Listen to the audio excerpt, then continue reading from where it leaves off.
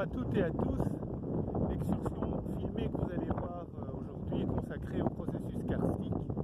Et pour avoir du karst, il faut évidemment avoir du calcaire. Et pour avoir du calcaire, on va se rendre au bord sud du 5 de Dinan et longer la bande de calcaire du Dévonien moyen. Ce que vous voyez derrière moi, c'est justement ce bord sud du 5 de Dinan, avec la bande calcaire boisée, et plus loin, les sommets, c'est le Dévonien inférieur de l'Ardèche.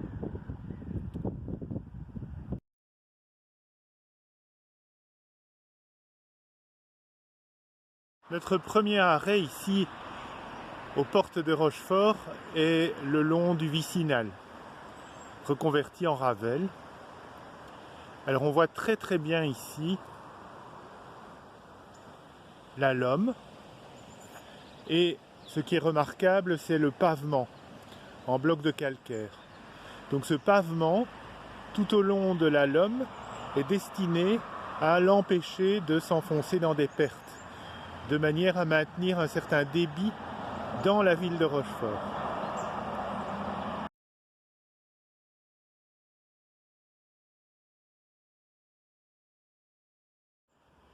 Ce bel endroit s'appelle le pré au tonneau. Il n'y a pas de tonneau, il n'y a pas de pré non plus, mais vous voyez une cavité. Et cette cavité était une ancienne perte de la Lomme, mais qui ne fonctionne plus en perte à cause du vicinal justement, qui sépare la cavité de la rivière. Différentes morphologies sont visibles ici. Vous voyez notamment très bien le pendage des couches de calcaire. Et ici, près du plancher, vous voyez une morphologie qui correspond à un tunnel à section elliptique. On va regarder de plus près. Ce tunnel à section elliptique est une morphologie caractéristique d'une dissolution sous pression. Donc c'est un tunnel dans lequel l'eau circulait. Alors c'est en général les premières morphologies karstiques à se former dans le monde souterrain, donc dans l'endokarst, avant que l'eau quitte cet étage et que finalement la grotte évolue par effondrement, c'est ce qu'on voit ici.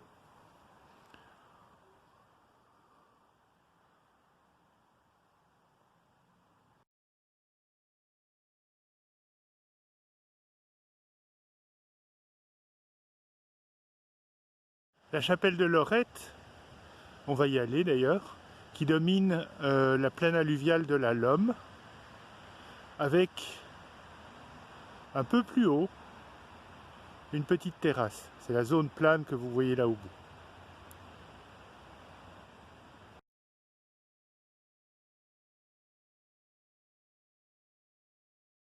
Nous voilà maintenant au Trou-Molin, autre cavité à l'entrée de Rochefort.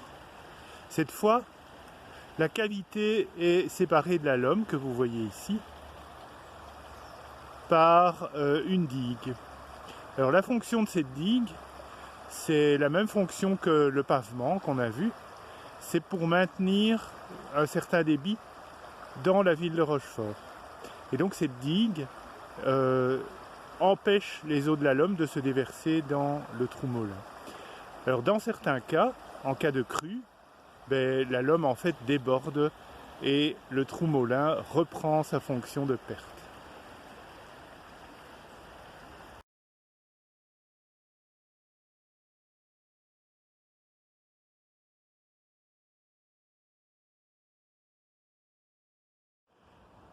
Au sein du Trou-Molin, vous avez différentes observations qui vous permettent de dire que la cavité est de temps en temps remplie par la Lomme. Alors quelles sont ces observations? Le plus évident, c'est les plaquages de végétation emportés par la rivière jusqu'au plafond de la cavité, comme vous voyez ici. Et dans le fond de la cavité, on voit un dépôt assez important de galets, qui ne sont pas des galets calcaires, qui sont en fait des galets de grès, et donc qui ont été amenés, emportés par la Lhomme lors de sa traversée des terrains du Dévonien inférieur. Sur la paroi de la cavité, à plusieurs endroits, on peut observer ces formes assez typiques d'une dissolution par des eaux courantes. C'est ce qu'on appelle des coups de gouge. Ce sont des genres de cupules de quelques centimètres de diamètre. Alors elles sont asymétriques et permettent de mettre en évidence le sens de l'écoulement. Voici depuis la chapelle de Lorette une vue sur la vallée de la Lhomme avec la plaine alluviale et les reliefs calcaires.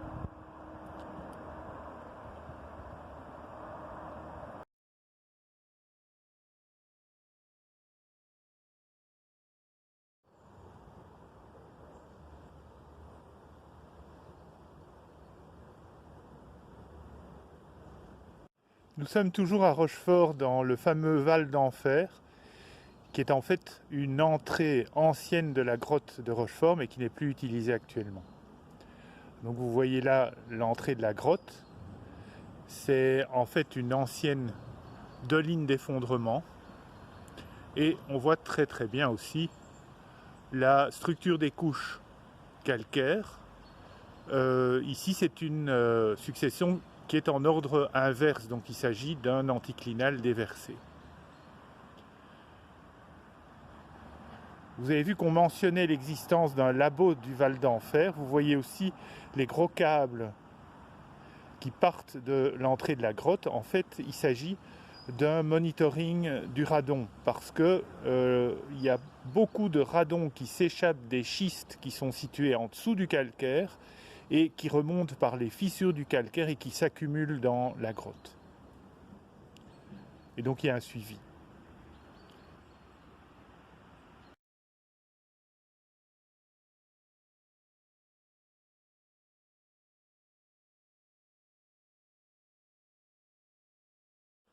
Nous allons maintenant regarder quelques images du monde souterrain. Donc ce sont des vues tournées dans la grotte de Rochefort. Vous verrez d'abord le réseau inférieur où s'écoule la rivière sans concrétion, et ensuite le réseau supérieur avec quelques belles concrétions.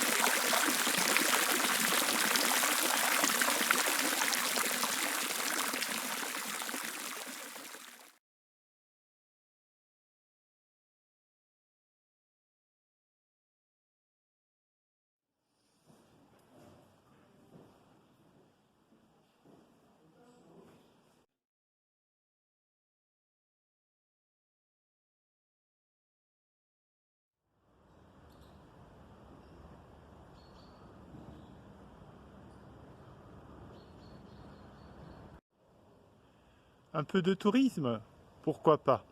Donc ici, ce que vous voyez, c'est les ruines du château des Comtes de Rochefort.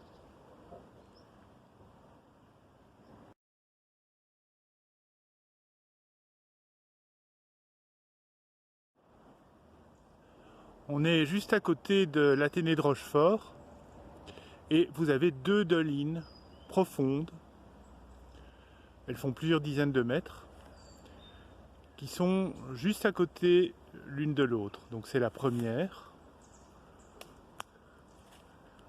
Il y a un petit chemin que vous voyez là, et puis on passe à la deuxième grande doline. La première doline montre le problème de ces sites karstiques, puisque vous voyez que la ville rejette des eaux. Il y a une sortie là, d'eau pluviale probablement, et ces eaux vont jusque dans le fond de la doline où elles s'infiltrent. Vous voyez que le fond est couvert de débris, d'arbres, de végétation. Autre problème lié à ces sites karstiques, c'est que c'est des trous et les gens ont tendance à déverser. Vous voyez que là, il y a une décharge sauvage. Le gros risque, c'est que ces déversements finissent par polluer les eaux souterraines. Voici l'autre doline, à 10 mètres à peine de la précédente, elle est encore plus profonde. Or, vous pouvez constater qu'il n'y a pas de débris dans le fond, il n'y a pas d'infiltration. Qu'est-ce que ça veut dire? Eh bien, ça veut dire que les eaux dans le fond de la première doline s'infiltrent extrêmement rapidement dans l'endokarst. Nous avons vu des formations calcaires dans lesquelles se développe le karst évidemment. Au-dessus de ce calcaire, on a des schistes du Dévonien supérieur. On y reviendra évidemment dans le cours de géologie de la Wallonie.